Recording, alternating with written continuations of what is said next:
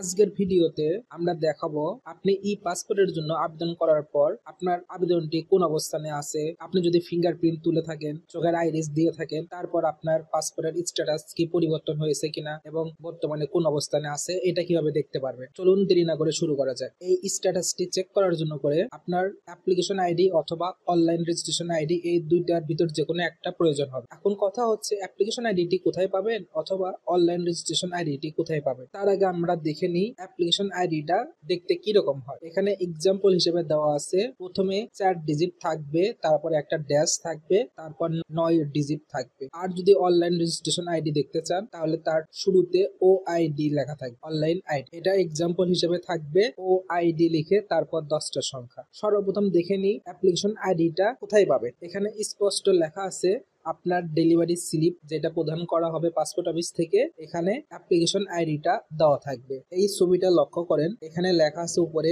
Delivery slip. আমি regular পাসপোর্টের জন্য অ্যাপ্লাই করেছি তাই নিচে রেগুলার লেখা আছে। এখানে ডান পাশে একটু আমি জুম করে দেখাচ্ছি, উপরে একটা কিউআর কোড আছে। এই কিউআর কোডের নিচে যে সংখ্যাটা লেখা আছে এটা অ্যাপ্লিকেশন আইডি। প্রথমে 4টা সংখ্যা, তারপর ড্যাশ চিহ্ন, তারপর 9টা সংখ্যা এখানেও দেখাবে, অথবা যদি আপনি বাম পাশে দেখেন এখানেও ওই সেম একই সংখ্যাটাই দেখাবে। প্রথমে 4 ডিজিট, তারপর ড্যাশ, তারপরে 9 ডিজিট। তাহলে আপনারা সহজেতেই বুঝতে পারতেছেন যে ডেলিভারি স্লিপে অ্যাপ্লিকেশন আইডি দেওয়া থাকে। আর যদি আপনি অনলাইন রেজিস্ট্রেশন আইডি দেখতে চান তাহলে কোথায় পাবেন। এখানে লেখা আছে এটা পাবেন অনলাইন অ্যাপ্লিকেশনে। আপনি পাসপোর্টের জন্য করে অ্যাপ্লাই করেছেন, ওই অ্যাপ্লিকেশনে এটা দেওয়া থাকবে। চলুন দেখা যাক। এই ছবিটা একটু লক্ষ্য করেন, আপনি পাসপোর্টের আবেদন করার পর 3 পৃষ্ঠার একটা পিডিএফ ফাইল পাবেন, যে ফাইলের প্রথমে লেখা থাকবে ই পাসপোর্ট আবেদন ফর্ম, নিচে লেখা আছে ই পাসপোর্ট অ্যাপ্লিকেশন ফর্ম। এই অ্যাপ্লিকেশন ফর্মে দেওয়া থাকে। কোন পাশে দেওয়া থাকে একটু বাম পাশে দেখেন, 1 নম্বরে লেখা আছে অনলাইন রেজিস্ট্রেশন আইডি, নিচে ও আইডি লিখে 10টা সংখ্যা আছে, এটা আপনার দিতে হবে। যদি আপনি অ্যাপ্লিকেশন আইডি দিয়ে চেক করেন তাহলে অ্যাপ্লিকেশন আইডির ঘরে ডেলিভারি স্লিপ থেকে যে সংখ্যাটা পাবেন সেটা দিবেন। আর যদি অনলাইন রেজিস্ট্রেশন আইডি দিয়ে চেক করেন তাহলে যেখানে লেখা আছে ও আইডি এখানে টাইপ করবেন।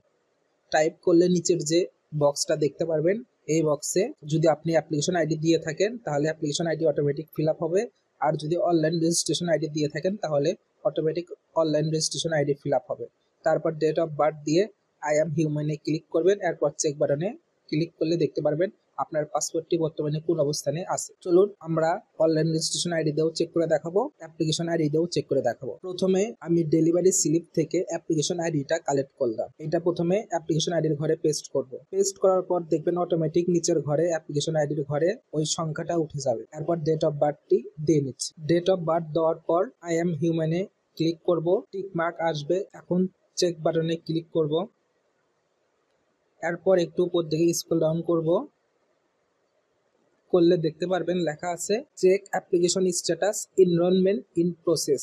অ্যাপ্লিকেশন আইডি দিয়ে চেক করার কারণে যেটা দেখাবে অনলাইন রেজিস্ট্রেশন আইডি দিয়ে চেক করলেও সেম একই জিনিসটা দেখাবে। চলুন এবার অনলাইন রেজিস্ট্রেশন আইডি দিয়ে চেক করা যাক। আমি ও আইডি লিখলাম অনলাইন রেজিস্ট্রেশন আইডির ঘরে, নিচে অটোমেটিক অনলাইন রেজিস্ট্রেশন আইডির ঘরে ও আইডি ফিল আপ হলো। এরপর ডেট অফ বার্থ দিলাম, আই অ্যাম হিউম্যানে ক্লিক করলাম, টিক মার্ক আসলো। এরপর চেক বাটনে ক্লিক করতেছি। একটু উপর দিকে স্ক্রল ডাউন করি, সেম প্রসেসটা দেখতে পারবেন, check application status enrolment in process.